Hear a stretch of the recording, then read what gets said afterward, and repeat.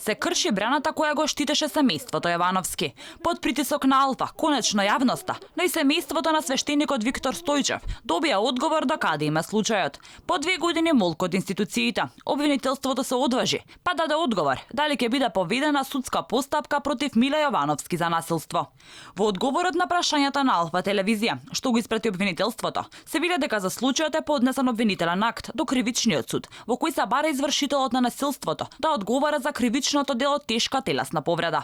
Како резултат на сите направени проверки во текот на претходната постапка, а пред се како резултат на второто изготвено медицинско вештачење, надлежниот јавен обвинител во предметот донесе јавно обвинителска одлука и до Основниот кривичен суд Скопје достави обвинителен предлог против едно лице за кривично дело тешка телесна повреда од член 131 став 1 од Кривичниот законник. Обвинителството во писмото не навидува кога е донесена оваа одлука и кога е доставена до судот, па затоа Алфа телевизија испрати нов допис до Основното јавно обвинителство, од каде очекуваме да дознаеме зошто за действијата на обвинителството во врска со овој случај никој не е известен, дури ни оштетениот, односно свештеникот Стојчев.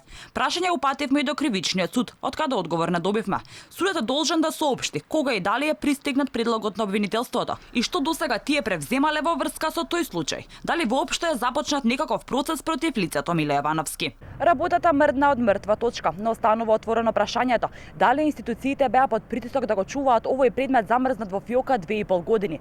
Од страна на поранешната медиумска екс-реалити звезда, а сега и веќе првоосомничен во случајот рекет Боки 13, кој се фотографираше со речиси сите политички актери од власта.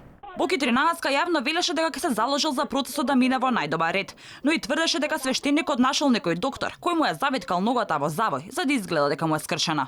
Јас ќе направам се таа постапка да биде правична, да биде транспарентна, да добие правилна одлука. Отец Пимен кој што му е надреден, мене ми се извини во негово име, но тоа извинување мене не ми е доволно поради тоа што стресот кој што е сериозно жаре го преживеав тој ден не се мери нити со едни пари.